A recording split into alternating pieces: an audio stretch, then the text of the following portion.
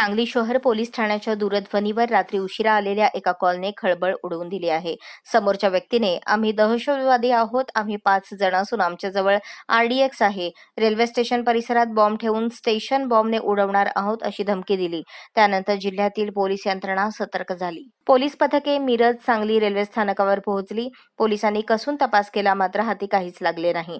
फोनवर धमकी देणाऱ्याने मिरजप्रमाणेच मुंबई, सातारा, कोल्हापूर, सोलापूर, पुणे या ठिकाणीही त्यांची माणसे पोहोचली असून तिथे देखील बॉम्बस्फोट करणार आहोत असे सांगितले होते.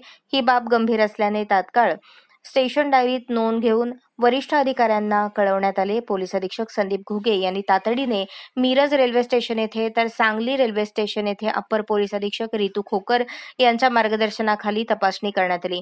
या धमकीच्या कॉल संदर्भात सांगली जिल्ह्यातील सर्व पोलीस ठाण्यांना नियंत्रण कक्षामार्फत संदेश देऊन मुख्य रस्त्यांवर नाकाबंदी करण्यात आली. पोलिसांकडून प्रत्येक संशयित वाहनाची कसून तपासणी करण्यात आली. जिल्ह्यातील सर्व अँब्युलन्स, अग्निशमन यंत्रणेस आपत्कालीन परिस्थितीसाठी सज्ज राहण्याच्या सूचना देण्यात आल्या. तसेच सरकारी व खासगी दवाखान्यांना सज्ज राहण्याचे आदेश देण्यात आले. सांगली व मिरज रेल्वे स्टेशन परिसरात केलेल्या तपासणीमध्ये कोठेही काहीही संशयास्पद वस्तू आढळली नसल्याचे पोलिसांनी सांगितले. तपासणी मोहिमेमध्ये उपविभागीय पोलीस अधिकारी सांगली व मिरज, प्रभारी अधिकारी सांगली व मिरज उपविभाग, कार्यकारी दंडाधिकारी सांगली व मिरज, स्थानिक गुन्हे अन्वेषण शाखा, बॉम्ब शोधक नाशक पथक, दंगल विरोधी पथक, दहशतवाद विरोधी पथक व शाखा, वाहतूक शाखा, रेल्वे पोलीस पथक हजर होते. सांगली व मिरज रेल्वे स्टेशन तसेच जिल्ह्यातील गर्दीची ठिकाणे येथे योग्य तो पोलीस बंदोबस्त ठेवण्यात आला आहे. धमकी देणाऱ्या अनोळखी इसमाविरुद्ध सांगली शहर पोलीस ठाण्यात गुन्हा दाखल करण्यात आला आहे.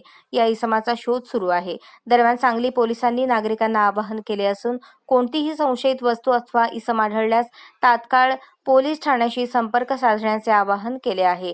जिल्हा पोलीस दल योग्य ती खबरदारी घेत असून अफवांवर विश्वास ठेवू नये असे आवाहन जिल्हा पोलीस अधीक्षक संदीप घुगे यांनी केले आहे.